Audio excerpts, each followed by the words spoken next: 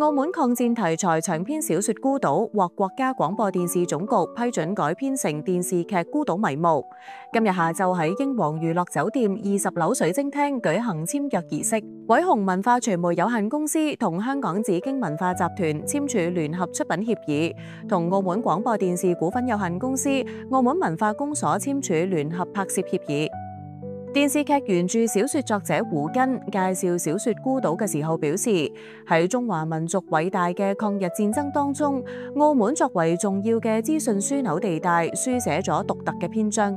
日軍侵華之後咧，就係中國係有幾個孤島嘅，有呢個上海啦、澳門啦、香港啦咁。但係因為41年嗰個太平洋戰爭爆發後咧，就剩翻呢個澳門一個，就冇俾日軍佔領。咁葡萄牙宣布中立。咁但係呢個澳門嘅愛國華人咧，佢哋同埋呢個珠三角嘅抗日游擊隊喺度從事秘密嘅地下工作，嘅抗戰嘅一啲動人嘅故事。咁依家我呢部小說咧，就係講翻嗰段呢個塵封嘅歷史。偉鴻文化傳媒董事長孫明強介紹項目時表示，劇組將以最高嘅標準、最嚴謹嘅態度投入製作。這部電視劇呢，我們經歷了4、5年的時間，經過劇本的打磨、打造的這麼一個反映抗戰時期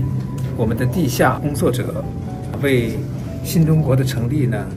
付出的這個艱辛，還有取得的那個成果，在這個迎接抗戰勝利80周年這麼一個日子裏，我們推出這部電視劇有着非凡的意義，在8、9月份就拍攝。呢一段歷史係中華民族集體記憶嘅重要組成部分，係無數中華英雄兒女誓死捍衛國家主權同埋家園完整、愛國愛澳情懷嘅充分表達同埋實踐彰顯。